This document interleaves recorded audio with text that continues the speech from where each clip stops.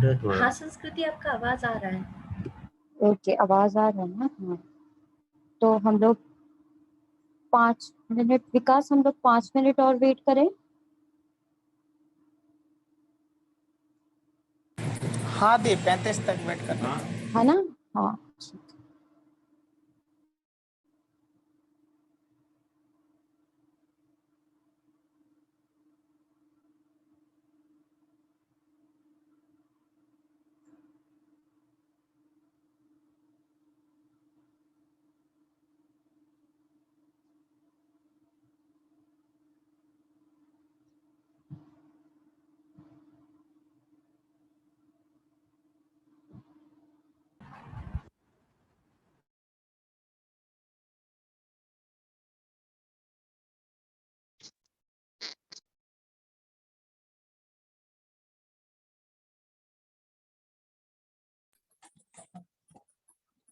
सभी को मेरा सादर नमस्ते। जैसा कि आप सभी जानते हैं कि आज की हमारी क्लास हिंदी एमए प्रवेश परीक्षा से संबंधित होगी, जिसमें हमारे बीच में मुख्य वक्ता के रूप में सुश्री संस्कृति शर्मा जी हैं। संस्कृति शर्मा जी वर्तमान में जेएनयू एमए की छात्रा हैं और पिछले 2 वर्षों से जेएनयू का जो प्रवेश परीक्षा हिंदी एमए के लिए है वो संस्कृति शर्मा जी देख रहे हैं। तो आशा करता हूं कि आज की क्लास आप सभी के लिए सुविधाजनक होगी। आगे के लिए मैं संस्कृति, आवाज नहीं आ रही क्या मेरी? आ रही है। ठीक है, तो आगे के सेशन के लिए मैं संस्कृति शर्मा जी को आमंत्रित करता हूँ। धन्यवाद विकास जी। क्या आप सभी को मेरी आवाज आ रही है? ठीक से एक बार बता सकते हैं? Yes ma'am. जी, तो सभी को नमस्ते। और नमस्ते, मैं देख रही हूँ आप यहाँ पे कितने लोग जुड़ चुके हैं अभी हमारी क्लास के लिए, और बाकी लोग लाइव स्ट्रीमिंग में देख रहे होंगे, है ना? तो क्या एक बार आप मतलब जो सुविधाजनक हो जिन लोगों को, वो थोड़ा सा अपना कैमरा ऑन कर सकता है, ताकि मुझे भी अनकंफर्टेबल ना लगे, थोड़ा सा ऐसा लगे कोई सुन रहा है।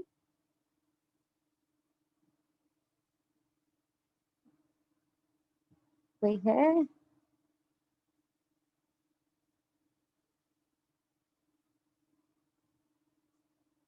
अच्छा चलिए, तो फिर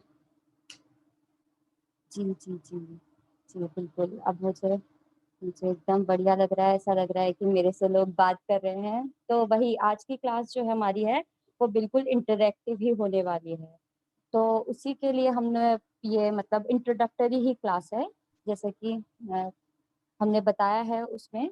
तो हमें सबसे पहले मैं आप सभी से जानना चाहती हूँ कि आप लोग कितने लोग हैं जिनका बैकग्राउंड हिंदी का है, पहले से बीए कर रखा है हिंदी में? ऐसा कोई है? आप बता सकते हैं, ताकि मैं उसी हिसाब से। चलिए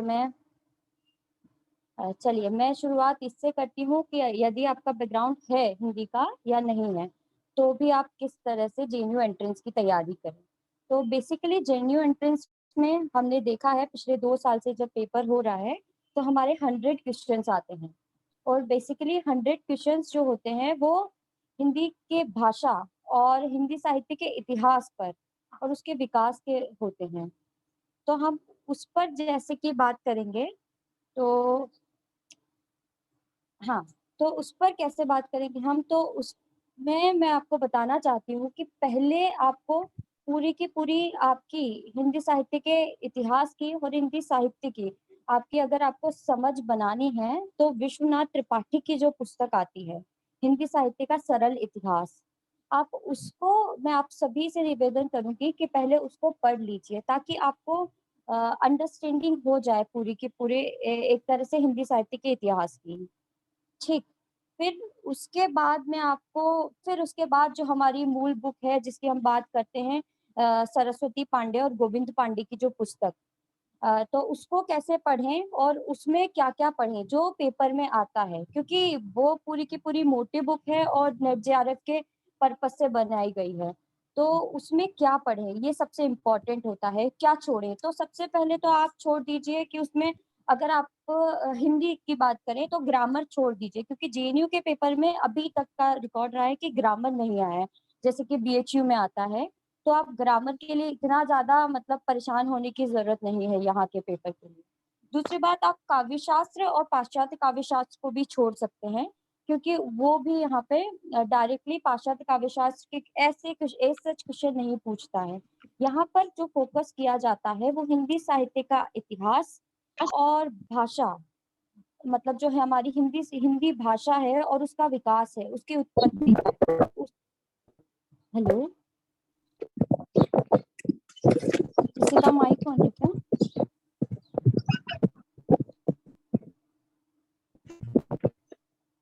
हेलो, Yes, ma'am. आवाज आ रही है ना आपको? Yes, ma'am.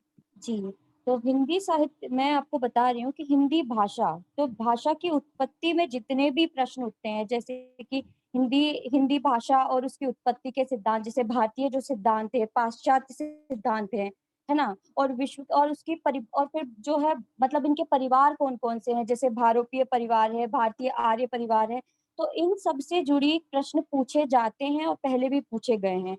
तो आप इन पे ध्यान दीजिए। फिर आपकी बात आती है भारतीय आर्य भाषाओं पर। तो भारतीय आर्य भाषाओं में आपको क्या करना है कि जैसे प्राचीन भारतीय आर्य भाषा और मध्यकालीन भारतीय आर्य भाषा और आधुनिक भारतीय आर्य भाषा, तो इन सब के जैसे कि इसमें भी हमारी जो है हिंदी साहित्य का वस्तुनिष्ठ इतिहास पुस्तक है, उसमें इन सबका दिया गया है। तो आप इसमें से इन सबको पढ़ सकते हैं, क्योंकि भाषा के लिए आपको विशेषकर कोई और पुस्तक पे जाने की ज़रूरत नहीं है। आप इस पुस्तक को उठाएँगे और इसमें भाषा वाला जो खंड है पूरा का पूरा, वो अच्छे से पढ़ लीजिए और उसमें भी आपको बहुत डीप में जाने की ज़रूरत नहीं है। जैसे कि कई बार पीछे बहुत सारा दिया गया है, तो उनमें जाने की ज़रूरत नहीं है। आपको सिर्फ़ समझ होनी चाहिए कि भाषा का विकास कैसे हुआ है और भारतीय आर्य भाषाएँ पनपी कैसे हैं। समझ रहे हैं आप मेरी बात को? है जी ना? मैम। ठीक है। फिर आती है हिंदी की व्युत्पत्ति की बात और उसका अर्थ क्या है? तो इस पे कई बार प्रश्न पूछे गए हैं और इस पे आपको विशेष ध्यान देना चाहिए। ठीक है? क्योंकि इससे भाषा जो वो खंड है उससे डायरेक्ट क्वेश्चन पूछे जाते हैं और बहुत छोटे-छोटे होते हैं। लेकिन हम लोग कन्फ्यूज़ कर जाते हैं या फिर हमें एकदम एग्ज़ैक्टली पता नहीं होता है। तो इस खंड पे मैं आपसे इसलिए बार-बार कह रही हूँ क्योंकि इस खंड से पहले भी क्वेश्चन पूछे गए हैं। ठीक है? अब बात है लिपि पे भी प्रश्न पूछे जाते हैं, तो लिपि वाला खंड है वो भी आप अच्छे से कीजिए। फिर बात आती है राजभाषा। राजभाषा वाला जो खंड है, वहाँ से आपको राजभाषा का पूरा मतलब संविधान संविधान में जो राजभाषा के विषय में कहा गया है, उसमें भी उसके प्रश्न पढ़ने हैं आपको। और उसके बाद आपको मानक हिंदी है हम लोगों की, उसका भी मतलब उसके भी जुड़े हुए प्रश्न पूछे जाते हैं, तो उन पर भी आपको एक बार अच्छे से अपनी निगाह दौड़ा लेनी चाहिए मेरे हिसाब से। ठीक। हाँ, तो मतलब मेरा कहने का मतलब ये है कि आपको भाषा वाला खंड अच्छे से पढ़ना है, क्योंकि उससे पिछली बार भी प्रश्न पूछे गए हैं और भाषा यहाँ पे चूँकि आप जब यहाँ पे एमए में आएँगे और जब आपका फर्स्ट सेमेस्टर होगा तो उसमें भी आपका एक सेमेस्टर ही होगा जिसमें भाषा और भाषा की व्युत्पत्ति और राजभाषा पे बात होगी। तो आपसे ये अपेक्षित प्रश्न है जो पूछे जाते हैं। ठीक। फिर आपकी बात आती है कि फिर आपकी बात आती है हिंदी साहित्य का इतिहास, ठीक? तो इतिहास के विषय में सबसे महत्वपूर्ण हो जिसको हम मानते हैं, तो वो मानते हैं रामचंद्र शुक्ल को। अब मैं आपसे यहाँ कहूँगी कि आप रामचंद्र शुक्ल का इतिहास पढ़िए, उठा लीजिए, तो मुझे लगता है ये मतलब न्याय नहीं होगा कहना कहना और क्योंकि आप लोग क्या हम लोग भी अभी इतनी आसानी से उसको नहीं समझ पाते हैं, कितनी-कितनी बार पढ़ना पड़ता है उसको। तो अगर आप कर सकते हैं तो एक काम कीजिए कि जो दृष्टि वाली जो बुक आती है ना, अभी जो नई आई है नेट जेआरएफ की, उसमें क्या किया गया है कि उसमें जो मुख्य-मुख्य तथ्य हैं रामचंद्र शुक्ल के, किसी विशेष काल के पक्ष में मतलब काल के विषय में, जैसे कि उनका भक्ति काल पर विशेष कहा गया है और उसमें उनपे और द्विवेदी जी में द्वंद्व चला है, उनकी बातों में विरोध चला है एक दूसरे से। तो आप उन सबको समझने के लिए उस पुस्तक का सहारा ले सकते हैं।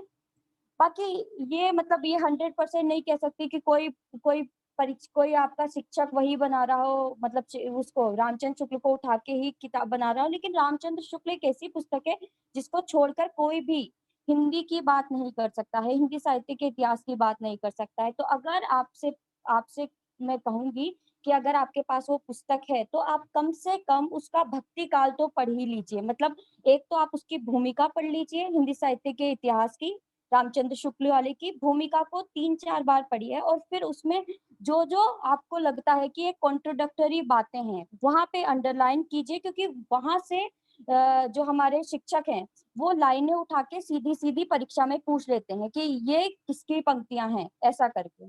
तो छोटी छोटी होने में छोटी पंक्तियां होंगी लेकिन पूछी जा सकती हैं। तो आप ऐसा कीजिए कि रामचंद्र शुक्ल का इतिहास उठाइए, उसकी भूमिका उठाइए और भूमिका में इसको 3-4-5 बार पढ़िए।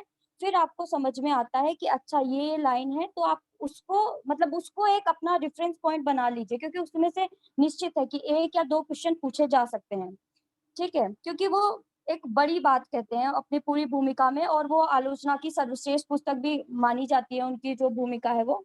ठीक, अब उसके बाद मैं कहूंगी कि आप रामचंद्र शुक्ल की जो पुस्तक है उसमें से भक्ति काल, तो आप भक्ति काल पर मतलब भक्ति काल उसमें से पढ़ सकते हैं, क्योंकि भक्ति काल में जो रामचंद्र शुक्ल का काम है तुलसी पर और उसके बाद उनका जायसी पर, तो उसमें से प्रश्न पूछे जाते हैं। तो आप भक्ति में अभी तक सबसे अच्छा उनने ही लिखा है और उनने अच्छे से विश्लेषण भी किया है, कबीर का भी किया है। तो आप भक्ति काल जरूर रामचंद्र शुक्ल की पुस्तक से पढ़ सकते हैं। आगे के मतलब आगे के कुछ कम से कम 15-20 पेज तो पढ़ ही सकते हैं, जिनमें उनने थोड़ी सी भूमिका बांटी है और उसके बाद उनके बाद कवियों का वर्णन किया है। ठीक, आपको समझ आ रही है मेरी बात? Yes ma'am. हाँ जी, कुछ पूछना क्या? और हाँ, मैं आपको बताना चाहूंगी, जैसे मैंने बोला कि व्याकरण के प्रश्न नहीं आते हैं, है ना, लेकिन जो मानक वस्तुनिष्ठ हिंदी व्याकरण है उसमें कुछ प्रश्न पूछे जाते हैं, जैसे कि ध्वनि वाले शब्द और उसके बाद पूछे जाते हैं हमारे अघोष सघोष से पूछे जाते हैं। ऐसे प्रश्न पूछे जा सकते हैं, क्योंकि ये क्या है, ये जो है ना हमारी भाषा के मानकीकरण के शब्द, मानकीकरण के प्रश्न हो जाते हैं, ना कि सिर्फ व्याकरण के। तो जैसे कि इसमें दिया गया है हिंदी साहित्य का वस्तुनिष्ठ इतिहास पुस्तक में, तो आप इसमें से पढ़ लें इसको, ताकि आपसे ये वाला चीज छूट ना जाए। ठीक, अब हम आपको सीधा सीधा हिंदी साहित्य के, हाँ अब इसकी बात करते हैं कि हिंदी साहित्य के लेखन की जो परंपरा है उससे निश्चित ही है कि प्रश्न आने हैं, क्योंकि ये परंपरा बहुत ही समय में और बहुत ही विद्वानों द्वारा मतलब सृजित की गई है। धीरे धीरे ग्रेजुअल डेवलपमेंट हुआ है इस परंपरा का। तो इससे प्रश्न पूछे ही जाते हैं कि हिंदी साहित्य का ये इतिहास किसने लिखा है, ये इतिहास किसने लिखा है, ये इतिहास किस प्रकार का है, ये इतिहास किस प्रकार का है, किस भाषा में है, जैसे कि, है ना। तो ऐसे प्रश्न हमेशा पूछे ही जाते हैं। तो आप इस पे विशेष ध्यान दीजिए कि हिंदी साहित्य की जो लेखन परंपरा है ना उसको अच्छे से पढ़िए, लेखन परंपरा को और उनके ग्रंथों को कि किसकी रचना क्या है। फिर आता है काल विभाजन पे हमारा। तो काल विभाजन भी एक महत्वपूर्ण टॉपिक है हमारे परीक्षा के उद्देश्य से, जिसे हमें कभी नहीं छोड़ना चाहिए। तो काल विभाजन में क्या है कि किस लेखक ने या किस आलोचक ने हिंदी साहित्य के इतिहास को किन किन कालखंडों में विभाजित किया है। जैसे कि हम सामान्यतः जानते हैं कि हिंदी साहित्य के इतिहास को 4 भागों में विभाजित किया गया है, आदिकाल, भक्तिकाल, रीतिकाल और आधुनिक काल। लेकिन सिर्फ यही एक ये मोटी बात हो गई, ये बाहर वाला लोग कोई कहे तो हम मान सकते हैं, लेकिन जब आप हिंदी साहित्य में एमए करने की चाहत रखते हैं और चाह रहे हैं, तो आपको निश्चित तौर पे पता होना चाहिए कि आचार्य रामचंद्र शुक्ल के अनुसार काल विभाजन क्या है, मिश्र बंधुओं के अनुसार काल विभाजन क्या है, गणपति चंद्र गुप्त के अनुसार काल विभाजन क्या है और बच्चन सिंह के अनुसार काल विभाजन क्या है। ठीक, तो आप समझ रहे हैं ना मेरी बात को।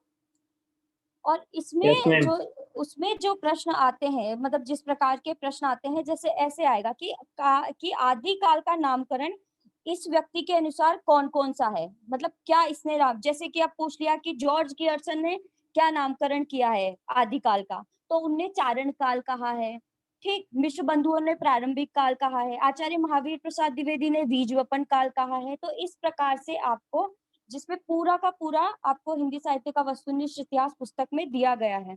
तो इस प्रकार से आपको तैयारी करनी है, इधर-उधर नहीं जाना है, सिर्फ आपको अपनी पुस्तक उठानी है और उसमें एक पूरा का पूरा खंड दिया गया है, जिसमें आपको बताया गया है कि काल विभाजन और नामकरण किसका किसने किया है, और इसको आपको अच्छे से याद कर लेना है, ठीक? क्योंकि इसमें से प्रश्न निश्चित ही पूछे जाते हैं। अब वो बात आती है हमारी कि हम आदिकाल, तो आदिकाल में क्या है कि आदिकाल में ऐसे भी प्रश्न पूछे जाते हैं कि पंक्तियां किसकी हैं, जैसे कि सरहपा की कौन सी पंक्ति है, विद्यापति की कौन सी पंक्ति है, पृथ्वीराजों राजराजों रासरासों से कौन सी पंक्ति आई है, जागनिक की कौन सी पंक्ति है, अमीर खुसरो की हम सब पहचान ही जाते हैं जनरली कि कौन सी पंक्ति है। तो ऐसी छोटी छोटी पंक्तियां देकर आपसे पूछा जा सकता है कि ये पंक्ति किस कवि की है, किस आलोचक की है, किस रचनाकार की है। ये आदिकाल की मैं बात कर रही हूँ आपसे। तो आपको इस विषय पर भी ध्यान देना है। तब आपकी आंखों के सामने जब ऐसी पंक्तियां आए तो एक बार देख लीजिए, उनको पढ़ लीजिए, फिर देखिए कि कौन सी पंक्ति किसकी है, ताकि आपको वहां पे एटलीस्ट आप छांट तो सके ही, मतलब आपको एग्जैक्टली नहीं पता हो लेकिन फिर भी आप छांट सके कि नहीं ये कबीर की वाणी तो नहीं है, नहीं ये विद्यापति की बात तो नहीं है। तो इस प्रकार से आपको अपनी मतलब अपने आप को ग्रेजुअली ऐसा डेवलप करना पड़ेगा, पढ़ के और आपको समझ के, ठीक? क्योंकि पेपर बहुत कठिन नहीं आता है, ये मैं आपको बताना चाहती हूँ कि पेपर अभी 2 साल का जो एमसीक्यूज है वो बहुत कठिन नहीं आया है। लेकिन दिक्कत क्या होती है कि दिक्कत ये होती है कि पेपर ऐसा आता है कि हम सबको ही बहुत अच्छे से कर पाते हैं, मतलब इजीली कर पाते हैं, लेकिन बात ये होती है कट ऑफ बहुत हाई जाता है। तो आपको समझना पड़ेगा बात को कि आपके मैक्सिमम क्वेश्चंस के आंसर सही होने चाहिए, तब आप एडमिशन पा पाएंगे, ठीक? अब इसके बाद मैं बात करती हूँ सिद्ध साहित्य की। तो सिद्ध साहित्य में जैसे जनरली प्रश्न पूछे जाते हैं तो प्रथम पे पूछे जाते हैं कि प्रथम किसने किसको माना, कौन किसको मानता है और किसकी भाषा क्या थी। तो आप सिद्ध साहित्य में ये याद रख लीजिए, लिख लीजिए कि सिद्ध साहित्य में अगर प्रश्न पूछा जाएगा तो इसी प्रकार का प्रश्न पूछा जाएगा कि किसकी भाषा क्या थी और किसने किस रचना में लिखा और किसको प्रथम और द्वितीय और किसको मतलब पंक्ति में माना जाए, ठीक? और ये भी विशेष रूप से पूछा जाएगा कि किसकी रचना क्या है, जैसे कि दोहा कोश किसकी रचना है, किसने संपादन किया है। ऐसे प्रश्न पूछे जा चुके हैं और जा भी सकते हैं। ये सिर्फ जेएनयू के लिए ही नहीं, मैं आपको पूरा, अगर आप एमए कहीं भी जैसे एंट्रेंस देंगे तो आपको ऐसे प्रश्न का सामना करना ही पड़ेगा, ठीक? अब उसके बाद आता है जैन साहित्य। तो जैन साहित्य में भी सेम आपको यही क्वेश्चन पूछे जाएंगे कि किसकी रचना क्या है। काल बहुत ज्यादा कालखंड पे क्वेश्चन नहीं पूछा जाता है कि मतलब एग्जैक्ट आप डेट बताइए, क्योंकि खुद ही इन चीजों में डिस्प्यूट है, क्योंकि किसी ने कुछ माना है, किसी ने कुछ माना है। तो जनरली ऐसे ही प्रश्न पूछे जाते हैं कि किसको प्रथम माना गया है, किसको द्वितीय माना गया है, किसी को श्रेष्ठ माना गया है। इस प्रकार के प्रश्न पूछे जाते हैं। बाद में अब बात आती है नाथ साहित्य की। तो नाथ साहित्य में भी सेम आपको बोलूंगी। और फिर आपको मैं एक बात बताना चाहूंगी कि आपको रामचंद्र शुक्ल की जो बुक है, तो रामचंद्र शुक्ल जी ने अपनी अपने इतिहास में ही आदिकाल में कुछ रचनाओं को मेंशन किया है जिनको उनने आदिकाल की रचना माना है। तो उन रचनाओं को आप अच्छे से पढ़ लीजिए, उनमें से प्रश्न पूछे जा चुके हैं और जाते ही हैं। तो आप उन पे ध्यान दीजिए थोड़ा सा, ताकि आपका वो प्रश्न गलत ना हो। फिर मैं आपसे बात करना चाहूंगी कि पंक्तियों की। तो पंक्तियां जैसे कि पीछे इसमें हिंदी साहित्य का वस्तुनिष्ठ इतिहास पुस्तक में पीछे पंक्तियां दी गई हैं, तो आपको पीछे से पंक्तियां पढ़ लेनी चाहिए और पढ़ते रहे, बार बार पढ़ते रहे, ताकि आपको दिक्कत, ऐसा नहीं है कि आपको सारी पंक्तियां रटनी है, लेकिन आपको कम से कम इतना हो जाए कि आपको पंक्तियां याद रहे कि ये इसकी भाषा है, ये ऐसे लिखते हैं। फिर आपका एक चीज लिखिए, यहाँ पे विविध दिया हुआ है इसमें, अपनी जो पुस्तक है ना हिंदी साहित्य का वस्तुनिष्ठ इतिहास में विविध करके दिया गया है 127 पेज में। मेरी पुस्तक जो है उसमें 127 पेज पे है। तो ये जो विविध है इसको आप अच्छे से पढ़िए, क्योंकि इस विविध में आपको प्रमुख संप्रदाय और आचार्यों के नाम दिए गए हैं। तो इससे प्रश्न हर बार पूछा गया है कि ये संप्रदाय किसका है और ये संप्रदाय के आचार्य कौन है और इसका दार्शनिक मत क्या है। ठीक, आपको समझ में आ रहा है? हेलो जी मैम। जी दीदी। जी, तो आप इस पे ध्यान दीजिए कि ये संप्रदाय किसका है, इसके दार्शनिक मत क्या है और इसके गुरु कौन है, क्योंकि ये यहाँ पे इसमें पूरा का पूरा टेबल बना के दिया गया है। तो आपको 127 128 पेज पे मिल जाएगा। आपको ये विविध अच्छे से कर लेनी चाहिए आगे के 3-4 पेज, ताकि क्योंकि इससे हमेशा प्रश्न पूछे गए हैं, क्योंकि इस प्रकार की। ठीक, फिर मैं आपसे बात करती हूँ अब भक्ति काल की भी। हाँ, यह भक्ति काल। तो भक्ति काल में आपको जैसे पता है कि भक्ति काल में हम तुलसी को कैसे भी नहीं छोड़ सकते। तो तुलसी की सारी रचनाएं, कबीर की सारी रचनाएं और उन रचनाओं में क्या क्या दिया गया है, मतलब उनकी रचना में क्या कहा गया है, किस विषय वस्तु पर उनकी रचना है। तो इस पर आपको, जैसे कबीर की तो बहुत सारी रचनाएं हैं नहीं, आपको संकलन मिलेगा, लेकिन तुलसी की आपको रचनाएं मिल जाएंगी। और भाषा, हाँ, तुलसी की रचना की भाषा के विषय में भी हमेशा क्वेश्चन पूछा जाता है। जैसे कि तुलसी की ये रचना किस भाषा में है, रामचरितमानस किस भाषा में है, दोहावली किस भाषा में है, क्योंकि उनने अवधि और अपनी ब्रज में दोनों भाषाओं में लिखा है। तो आप इस वाले पे ध्यान दीजिएगा। ठीक, उसके बाद मैं आपको बताना चाहूंगी कि मतलब भक्ति काल हर मतलब स्वर्ण युग है, जैसे कि हम कहते हैं, वैसे ही हिंदी साहित्य का भी स्वर्ण युग है। तो भक्ति काल को आप छोड़िएगा नहीं, क्योंकि भक्ति काल में, जैसे कि भक्ति काल से जुड़े जो प्रश्न है कि रामचंद्र शुक्ल ने किस प्रकार से भक्ति काल की उत्पत्ति मानी है, द्विवेदी जी ने किस प्रकार से उस बात का खंडन किया है। तो ये सब प्रश्न हमेशा पूछे जाने वाले प्रश्न हैं और पूछे जाते रहे हैं और पूछे जाएंगे, क्योंकि ये बड़े प्रश्न है। मतलब इनको बोलेंगे कि ये क्या बोलेंगे, इनको बोलेंगे कि मूल स्तंभ है कि स्थापना कैसे हुई भक्ति काल की बात कैसे करते हैं। तो आप इस विषय पर अच्छे से इसी पुस्तक से पढ़ें और विश्वनाथ त्रिपाठी की जो पुस्तक है हिंदी साहित्य का सरल इतिहास, इससे पढ़ें, ताकि आपको समझ में आए कि किस प्रकार से रामचंद्र शुक्ल ने क्या कहा है भक्ति काल के विषय में और द्विवेदी जी ने क्या कहा है भक्ति काल के विषय में। विशेष रूप से इन दोनों को पढ़ने की आवश्यकता है। फिर आपको ये चारों धाराएं पढ़नी है, जैसे कि निर्गुण धारा, और उसके बाद निर्गुण में आपको ज्ञानाश्रय प्रेमाश्रय दोनों पढ़ना है। सगुण में आपको राम भक्ति और कृष्ण भक्ति दोनों पढ़ना है। इनके प्रमुख कवियों को पढ़ना है। ठीक, आपको समझ में आ रहा है? जी मैम। जी, यस मैम। हाँ हाँ। तो आपको यही और इनकी रचनाओं को भी, मतलब इन सब कालखंड में इनकी रचनाओं को भी, इस पे विशेष ध्यान दीजिएगा, क्योंकि इस पे से प्रश्न हमेशा पूछे जाते हैं। ठीक है, अब इसके बाद मैं आती हूँ रीति काल पर। तो रीति काल में हम जैसे बताते हैं कि रीति काल में जैसे कि जनरली बात है कि रीति काल पे बहुत बहुत ज्यादा अब मोह बचा नहीं है रीति काल विषयक मतलब रचनाओं में आलोचकों का, लेकिन ऐसा नहीं है। प्रश्न के तौर पर हमेशा से रीति काल से भी आजकल प्रश्न पूछे जा रहे हैं। तो रीति काल में आप जैसे रीतिबद्ध किसे कहते हैं, रीतिबद्ध कवि कौन कौन है, रीति सिद्ध किसे कहते हैं, रीति सिद्ध कवि कौन कौन है, रीति मुक्त कवि कौन कौन से हैं और क्यों कहते हैं इसे रीति मुक्त। तो इस पे और रीति मुक्त कवियों की तो रचनाओं पर भी आपको विशेष ध्यान देना चाहिए, क्योंकि इससे प्रश्न पूछे जाते हैं कि रीति मुक्त कवियों की इनकी रचना क्या है, इनकी रचना क्या है। इस बार पे प्रश्न पूछा जाता है। अब आते हैं हम आधुनिक काल पे। तो आधुनिक काल में आधुनिक काल से सबसे ज्यादा प्रश्न पूछे जाते हैं, यदि कि 40-45 प्रश्न आपके आधुनिक काल से ही होंगे, क्योंकि ये बड़ा भी है और इसपे बहुत सारी चीजें भी हैं समाई हुई हैं। तो हम जैसे आधुनिक काल की बात करते हैं, तो आप जैसे जानते हैं कि भारतेंदु युग सबसे सबसे पहला काल है, फिर द्विवेदी, फिर छायावादी, फिर उसके बाद प्रगतिवादी, प्रयोगवादी और फिर नई कविता और साठोत्तरी कविता आ जाते हैं हम।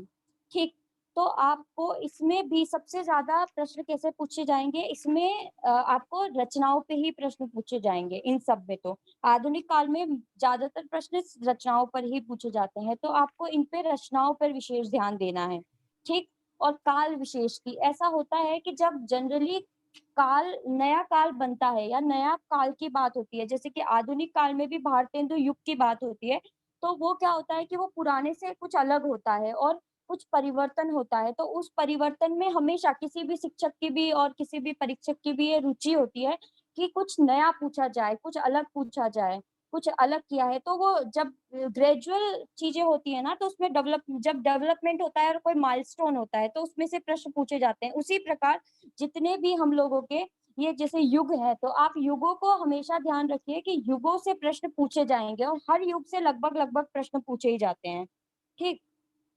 तो आप क्या करेंगे कि युगों में जैसे कि मैं प्रश्नों की बात करती हूँ, तो आपको यही करना है कि इसमें तो सिर्फ आपको याद करना है। देखिए, आपको व्यक्तिगत रूप से बताती हूँ कि आप सभी को इनमें रचनाओं को याद करने में विशेष ध्यान देना है, क्योंकि वही पूछी जाती है और उन्हीं का आपको डायरेक्ट उत्तर देना है। तो इस पे आपका ज्यादा स्ट्रेस लेने की जरूरत नहीं है इस विषय पर आपको, ठीक। इसमें तो आपको सिर्फ रचनाएं याद करनी है और रचनाओं को बताना है। लेकिन इसमें आपको एक चीज ये जरूर पूछी जा सकती है कि किसने किसको इसका प्रथम कवि माना है, ये प्रश्न पूछे जाते हैं। जैसे भारतेंदु युग की शुरुआत किस कवि से मानी गई है, ऐसे प्रश्न हमेशा पूछे जाते हैं जो एकदम अलग होते हैं। तो उसमें पूछी जा सकती है ये बात। साठोत्तरी कविता में किसको माना गया है प्रथम कवि, और ऐसे प्रश्न पूछे जा सकते हैं। तो इन सब पे आप थोड़ा सा जो आपको अलग लगे उन पे थोड़ा सा ध्यान दीजिएगा और पढ़िएगा। फिर जैसे कि इनमें साथ साथ ये भी होता है कि आपको जैसे ऐसा होगा कि किसी भी काल की जो आगे की शुरुआत होती है, जैसे कि प्रगतिवादी युग की हुई, प्रगतिवाद की हुई और प्रयोगवाद की हुई, तो ये किसी एक रचना विशेष से होती है। जैसे छायावाद की हुई, तो उसमें एक मानते हैं कि रचना विशेष लिखी गई और उसके बाद से उस काल की शुरुआत मानी जाती है। तो इस प्रकार से जितनी भी मेंशन है इस पुस्तक में, हमारे पास जो पुस्तक है हिंदी साहित्य का सरल इतिहास, और हिंदी साहित्य का सरल इतिहास प्लस हिंदी साहित्य का वस्तुनिष्ठ इतिहास, तो आप इसमें से देखिए, तो उन सबको जरूर याद कीजिए, क्योंकि उनमें से प्रश्न पूछे जाते हैं कि एकदम से किस रचना ने किस प्रकार के नए युग की शुरुआत की, किस रचनाकार ने वो लिखा, उसकी शुरुआत हुई। तो इस प्रकार से आपको मेरे हिसाब से ये पढ़ना चाहिए आधुनिक काल का पद्य वाला सेक्शन। अब मैं आती हूँ आधुनिक काल के गद्य वाले सेक्शन पर। तो गद्य वाले में आपको समझ तो आ रहा है ना? अगर आपको नहीं आ रहा है तो आप अभी मुझे रोक के पहले कविता वाला मतलब खंड खत्म कर सकते हैं, पूछ सकते हैं कुछ, फिर मैं गद्य वाला स्टार्ट करूँ। मैम, जो भी रचना याद करना है तो उनका सारी रचनाओं का प्रकाशन वर्ष भी याद करना होगा क्या? नहीं, प्रकाशन वर्ष का बहुत ज्यादा नहीं है। कुछ प्रश्नों के प्रकाशन वर्ष पूछे जा सकते हैं, लेकिन वो ऐसे नहीं है कि आपको सिर्फ प्रकाशन वर्ष पूछेगा। कुछ का जैसे कि अगर आपसे पूछेगा, मतलब आपको मैं बताती हूँ कि अगर आपसे उसने पूछा कि वो आपको कालखंड ज्यादा पूछ लेगा। अगर ज्यादा से ज्यादा पूछने की कोशिश करेंगे तो कालखंड पूछ लिया करते हैं। जैसे कि हमें बात करी कि राम की शक्ति पूजा, तो राम की शक्ति पूजा का कालखंड पूछ सकते हैं। बाकी कुछ प्रश्न ऐसे भी आते हैं जिनका डायरेक्ट ये भी पूछ लेते हैं किस सन में हुआ, ऑप्शंस देते हैं। तो जब आप पढ़ेंगे ना, तो आपको बहुत सारी चीजें, जैसे हम जनरली पढ़ रहे हैं तो हमको ऐसे ही पढ़ना चाहिए कि हमें हम उसका सन भी पढ़ें पहली बात तो। लेकिन ये नहीं है कि सिर्फ आप याद कर लो और सन और याद हो जाएंगे, क्योंकि इतनी सारी रचनाएं हैं। तो आपको दिमाग में एक कालखंड तो समझ में आ ही जाएगा कि ये इस कवि की रचना है और इस काल की रचना है।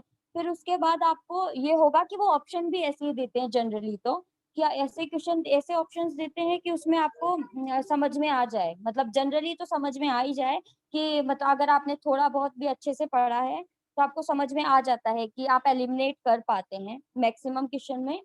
बाकी मतलब ये तो खुद से ही ध्यान रखना चाहिए कि आपको मतलब अगर आप किसी की रचना को पढ़ रहे हैं तो उसका कालखंड भी एक बार पढ़ लें, मतलब बार बार जैसे रिवाइज होगा तो आपके दिमाग में वो बैठती जाएंगी चीजें। ठीक, सब ठीक। ठीक है मैम। हाँ हाँ, तो अब मैं बात करती हूँ हाँ हमारे गद्य खंड पे, और गद्य खंड में हम शुरुआत करते हैं नाटक से। तो नाटकों में जैसे कि नाटकों में भी काल विभाजन है और नाटकों का भी काल विभाजन है, प्रथम उत्थान, द्वितीय उत्थान, तृतीय उत्थान, इस प्रकार से। तो ये मतलब जैसे कि अब इसमें ऐसे प्रश्न भी आते हैं कि रामचंद्र शुक्ल ने लिखा है जैसे कि विलक्षण बात है कि आधुनिक गद्य साहित्य की परंपरा का प्रवर्तन नाटकों से हुआ। तो इस प्रकार के जो स्टेटमेंट है, वन लाइन स्टेटमेंट, ये भी आपको हमेशा ध्यान रखने चाहिए, क्योंकि इस प्रकार के प्रश्न आ जाते हैं कि ये किसने कहा, ये किसने कहा। ठीक, उसके बाद आपको हिंदी नाटक का विकास आपको वैसे ही पढ़ना है जैसे कि मतलब किस उत्थान का कौन प्रवर्तक है, जैसे कि भारतेंदु युग के प्रवर्तक भारतेंदु है हुए, फिर भारतेंदु युग के 4-5 मुख्य कवियों को मुख्य लेखकों को पढ़िए और उनके मुख्य मुख्य नाटकों का। ठीक, फिर उसके बाद यही मतलब ये लाइन से पढ़ना है आपको, जैसे कि इसमें ज्यादा कुछ बताने लायक है नहीं, क्योंकि यही है कि आपको द्विवेदी युग में, फिर उसके बाद आपको ये प्रसाद युग में, तो इसी प्रकार से इनकी रचनाओं को याद करना है। मैम और मैम जैसे नाटकों की थीम भी पता होनी चाहिए, किस विषय में लिखा गया है। नहीं थीम का बहुत ज्यादा पता नहीं होना चाहिए, लेकिन ये जरूर है कि आपको जैसे कि आप ये अभी आप हम बात करते हैं कि भारतेंदु का नाटक, तो भारतेंदु का नाटक है तो जैसे कि भारतेंदु का नाटक, कौन से नाटक की हम बात करें, आपको एक नाटक का नाम बताइए। वाला मुदे। जैसे कि भारत दुर्दशा है, तो ये अब हमको समझना चाहिए, मतलब ये हमको जब पढ़ते हैं तो हमको समझ में आ ही जाएगा कि भारत दुर्दशा किस विषय वस्तु पर है। तो इस प्रकार के अगर प्रश्न बनेंगे तो बनेंगे, लेकिन ऐसा नहीं बनता है बहुत डीप में जाके कि इसकी एकदम मूल प्रवृत्ति बताइए या ऐसा बताइए। बेसिकली एमए के एंट्रेंस में क्वेश्चन इसी प्रकार के पूछे जाते हैं कि रचना बता दीजिए और ज्यादा से ज्यादा आपको वो क्या है, जैसे कि वो किस प्रकार का है, वो प्रहसन है, भान है, ये जरूर इसमें पूछे जा सकते हैं, मतलब इस प्रकार के प्रश्न आते हैं। ठीक, तो आपको बहुत ज्यादा मतलब ये पता मतलब बहुत ज्यादा ये नहीं है कि ये नेट जेआरएफ लेवल पे पूछा जाता है कि मतलब उसकी पूरी प्रवृत्ति पूछ लेते हैं आपको। यहाँ पे आपको रचना विशेष पर ही फोकस किया जाता है ज्यादातर। तो ठीक, तो आपको रचनाओं पे ही फोकस करना है। और आधुनिक भी रचना है, मतलब जेएनयू का क्या होता है कि जेएनयू में विशेषकर आधुनिक रचना, जैसे आपको अब ये सब आपने काल पढ़ लिए, लेकिन आप जब यहाँ पे आगे पढ़ेंगे, मतलब आपको आगे में ये पढ़ना है तो शंकर शेष हुए, और उसके बाद आपको ये हुए ये कोमल गंधार हुई, इस प्रकार के इन सब के भी नाटकों को मतलब जो नए चल रहे हैं या नए नाम आए हैं कहीं उनका खेला गया है वो दोबारा, क्योंकि क्या होता है कि हमारे जो टीचर हैं वो इन सब चीजों से जनरली जुड़े हुए होते हैं, वो नाटक से भी जुड़े हैं, वो इक्टा से भी जुड़े हैं, तो उनको पता होता है कि अभी इस बार इसकी 100वीं शताब्दी या फिर इसको 50 वर्ष होने वाले हैं, इसका मंचन इस जगह होने वाला है। तो क्या है कि वो जो दिमाग में होता है ना, उस प्रकार के प्रश्न पूछे जाते हैं। तो जो नाटक है ये भी थोड़ा सा, आप न्यूज़पेपर हुआ या फिर हमारे आसपास की न्यूज खबर हुई, तो उससे थोड़ा सा मतलब जानते रहिए हिंदी मतलब साहित्य का जो वर्ड है उसमें, ताकि आपका ये छोटे मोटे जो कभी कभार सवाल पूछे जाते हैं वो गलत ना हो। ठीक, अब हिंदी उपन्यास का विकास हम पढ़ते हैं। तो हिंदी उपन्यास में आप जैसे कि प्रेमचंद। संस्कृति हाँ संस्कृति बस मैं तुम्हें 1 मिनट के लिए रोक रही हूँ।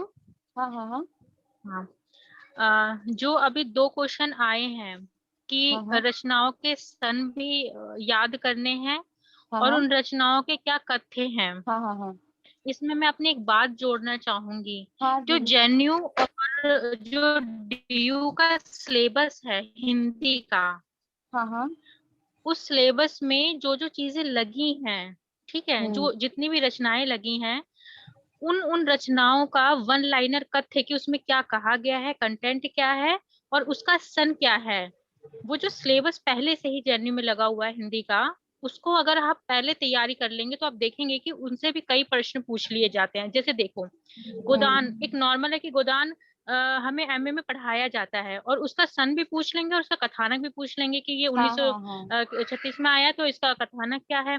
इसी प्रकार से भारत दुर्दशा, ध्रुव स्वामिनी, ये कुछ नाटक ऐसे एमए के सिलेबस में लगाए जाते हैं जिनका कंटेंट हमेशा किसी ना किसी परीक्षा में जरूर पूछ लिया जाता है। तो डीयू और एमए का जो जेएनयू का सिलेबस है उसमें कई कविताएं हैं, जैसे जूही की कली, ठीक हाँ। है, और नागार्जुन की कई कविताएं हैं, इनका सन। तो ये कुछ ऐसी चीजें हैं जिनका सन और कथानक ये आप पहले से ही अच्छे से उसे याद करके जाइए, क्योंकि जब हम तैयारी करते हैं तो हम एक फ्लो में सारी चीजें पढ़ना शुरू कर देते हैं, हम ये भी नहीं देखते कि आगे सिलेबस होगा क्या। लेकिन जब हम पहले ही वहां का सिलेबस देख लेते हैं तो हमें ये पता चलता है कि वहां पे कम से कम 10 से 15 क्वेश्चन तो वही पूछ लेते हैं जो वहां के सिलेबस में पढ़ाया जाने वाला है। तो आप इस चीज को भी समझ के पहले से ही उसको उसके सन और कम से कम उन सब रचनाओं के कथानक तो आपको अच्छे से पता होने चाहिए, ठीक है। हाँ दीदी, आपने बिल्कुल सही कहा, ऐसा भी किया जा सकता है, मतलब ये किया जा सकता है, करने योग्य कार्य है। अब मतलब मैं क्या बता रही थी, हाँ हाँ, तुम उपन्यास और मैं नाटक को कंटिन्यू उपन्यास, करो। हाँ उपन्यास पे बता रही थी, तो वही। और मैं, जैसे हमने बताया कि हिंदी साहित्य का सरल इतिहास अगर आप पढ़ेंगे, पुस्तक पढ़ेंगे, तो उसका जो आधुनिक काल का पंक्तियां हैं, आधुनिक काल की जो पेज हैं वो हैं थोड़े कम, लेकिन उसमें भी आपको मतलब मुख्य मुख्य मुख्य मुख्य रचनाकार की रचनाओं के विषय में आपको पता चल ही जाएगा। मतलब जितना, जैसे कि जो एकदम इम्पोर्टेंट है उनका एक एक दो दो लाइन में पता चल ही जाएगा कि इसकी ऐसी रचनाएं हैं, इसकी वैसी रचनाएं हैं, तो उसको भी आप अच्छे से करिए, ठीक। उसके बाद हाँ, हम बताते हैं कि मैं उपन्यास की बात कर रही थी, तो उपन्यास में भी यही है कि उपन्यास में जनरली यही पूछा जाता है कि एक तो रचनाएं पूछी जाती है कि ये किसकी रचना है, दूसरी बात उनके पात्र भी पूछे जा सकते हैं, क्योंकि पात्र कई बार ऐसा होता है कि हम याद नहीं रखते, लेकिन पात्रों के प्रश्न पूछे जाते हैं।